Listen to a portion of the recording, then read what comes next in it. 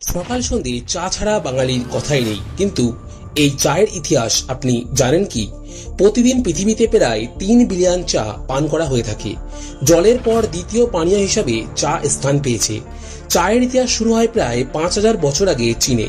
কথিত আছে চীনের সম্রাট সেন নং একদিন বনে বসে ফুটন্ত জলের পাশে বিশ্রাম নিচ্ছিলেন। হঠাৎ একটি গাছের পাতা উড়ে তার জলে পড়ে যায়। তিনি সেটি চেখে দেখলেন, আর তাতেই জন্ম নিল পৃথিবীতে প্রথম চা। চীনের ভাষায় চাকে বলা হয় চা, আর জাপানে বলা হয় ওচা। এখান থেকেই টি শব্দের উৎপত্তি। প্রথম দিকে চা ছিল শুধু ঔষধি পানীয় হিসেবে ব্যবহৃত হতো। পরে তাং রাজবংশের সময় চা পান করা এক ধরনের সংস্কৃতি ও সামাজিক অভ্যাসে পরিণত হয়। চীনের পর চা ছড়িয়ে পড়ে জাপান, তিব্বত, ভারত ও ইংল্যান্ডে। 17 শতকে ব্রিটিশরা চা পানকে রাজকীয় অভ্যাসে পরিণত করে, আর তখন থেকেই চা হয়ে যায় ওয়ার্ল্ড ফেভারিট ড্রিঙ্ক। ভারতে চা আসে ব্রিটিশদের মাধ্যমে 18 শতকের দিকে। তারা প্রথমে আসাম এবং দার্জিলিং অঞ্চলে চা চাষ শুরু করে। আজ ভারত বিশ্বের অন্যতম বৃহৎ চা উৎপাদক দেশ।